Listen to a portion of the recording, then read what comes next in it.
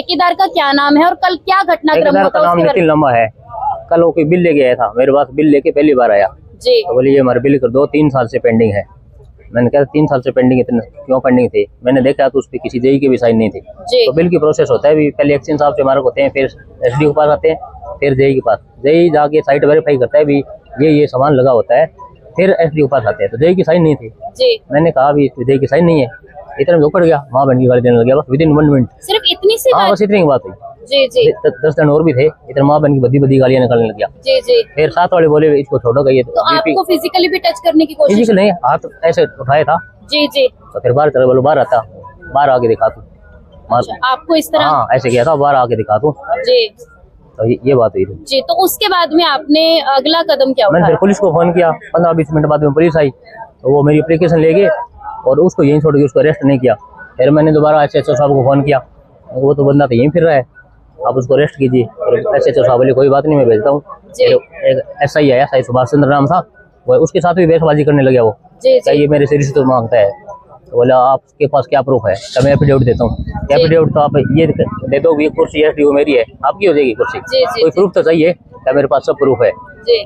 फिर एसएचओ साहब भी काफी बदतमीजी की उसने, एसएचओ साहब उसको गिरफ्तार करके ले गए जी। अच्छा, उस वक्त उन्हें गिरफ्तार करके ले गए? बाद में दोबारा गिरफ्तार किया। अच्छा, दोबारा आया, पहली बार मैं अरेस्ट नहीं किया था जी जी। तो आज मतलब कल से या दूसरा दिन है, कल से ही आप लोग धरने पे बैठे, ऐसी क्या मजबूरी आ गई कि अगर ईमानदारी से काम करो और उसके बाद में आपके साथ ही कोई ऐसी घटना हो जाती है, उसके लिए इंसाफ के लिए आपको जो है इस तरह से दरी बिछानी पड़ रही है, इंसाफ नहीं बस एक मजबूरी है। प्रशासन की भी कुछ ढील देख लो, ये बता बंदा बाहर फिर ऐसे एक गजेटेड अफसर के साथ आ गया, बदसलूक की, माँ बहन की गालियां कौन सहन कर ली। और उसके साथ वाले कहते हैं ये तो बीपी का मरीज है, हार्ट का पेशेंट है। हार्ट का पेशेंट है, बीपी का मरीज है, तो घर संकल से बांधे रखे करो इसको भाई, बाहर क्यों छोड़ते हो? हम गालियां खाने के लिए नहीं आए यहाँ, पब्लिक की सर्वेंट है, हम काम करने के लिए है। माँ बहन की गाली कोई नहीं सुन सकता जी जी। तो क्या आगे मांग करते हो? हम इसके खिलाफ जो भी कार्रवाई बनती है, कानूनी उसके कार्रवाई की जाए इसके खिलाफ जी जी। तो इस वक्त हमारे साथ और भी साथी मौजूद है, क्या नाम है आपका? जी चरणजीत वर्मा जी जी। जिस तरह से ये घटनाक्रम जो है वो एसडीओ साहब के साथ हुआ, उस वक्त वहाँ पर जो लोग मौजूद थे, क्या उनमें आप भी थे? जी मैं भी पास में था जी। जी जी। तो क्या उस वक्त घटना हुई?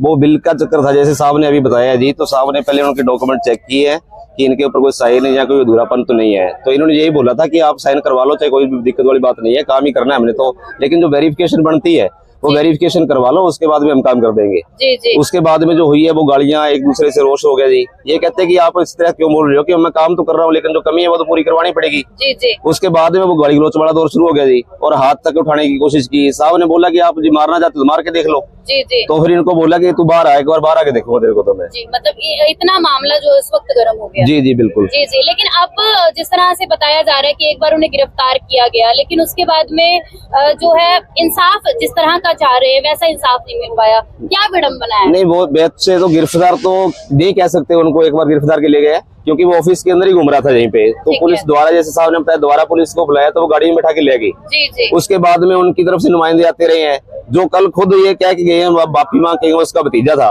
वो माफी मांग के गया कि मेरे चाचा का बीपी का मरीज है जी, मैं माफी मांगता हूँ और आप रफा दफा करो, मामले को रफा दफा करो। उसके बाद में अभी तक उनका देखो तरीका क्या अपना रखा है, मीडिया के अंदर बयान दे रहे हैं कि वो रिश्वत मांगते हैं।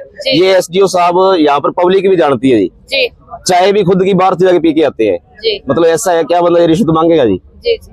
ईमानदारी से काम करना अब लग रहा है कहीं ना कहीं कि बहुत मुश्किल हो गया है, लोग दबाने की कोशिश करते हैं। इन हालातों को देख के क्या लगता है? बिल्कुल जी, कल मैं वहाँ साहब के साइन कराने ऑफिस में गया तो उच्च आवाज में मुझे लगा, पहले पता नहीं कौन था, बाद में पता किया ये नितिन लंबा है, माँ बहन की गाल निकाली, बाहर आ तुझे देखता हूँ और तुझे सस्पेंड करा। तो इस तरह की घटिया मतलब शब्द थे उनके।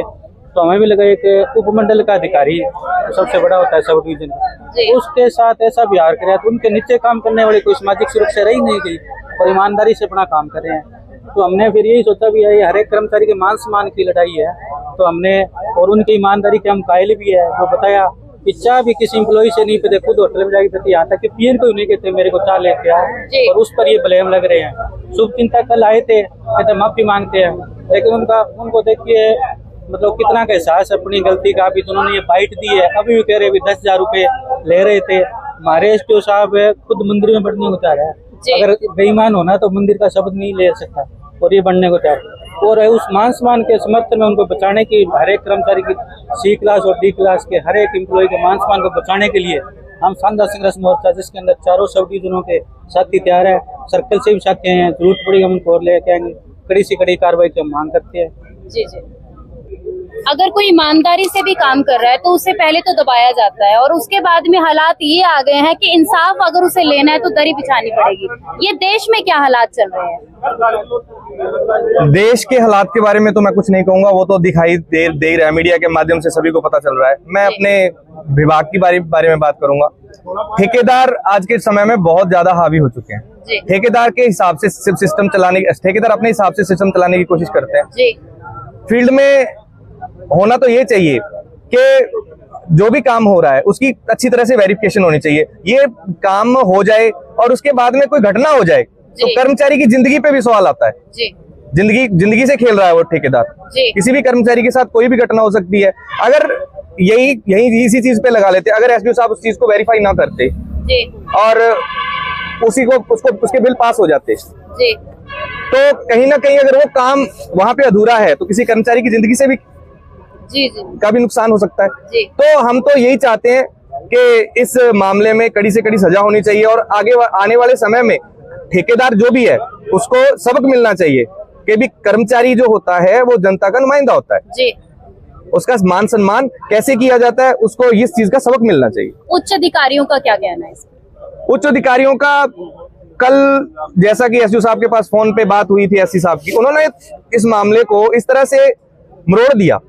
मरोड़ने का मतलब ये है कि उन्होंने कहा कि आपका मामला है, आप देखो। और बिजली विभाग में एक झगड़ा हुआ था, एक वहाँ पे जो एसडीओ हैं और ठेकेदार के बीच में, तो सर मामले के बारे में थोड़ा प्रकाश डालिए। देखिए, ऐसा है कि हमारे पास एसडीओ साहब की कंप्लेंट आई है जिसमें उन्होंने ये कहा है कि आरोप लगाया है कि उनके खिलाफ गाली गलौज की गई और पब्लिक ऑफिसर के काम करने के बीच में बाधा डाली गई।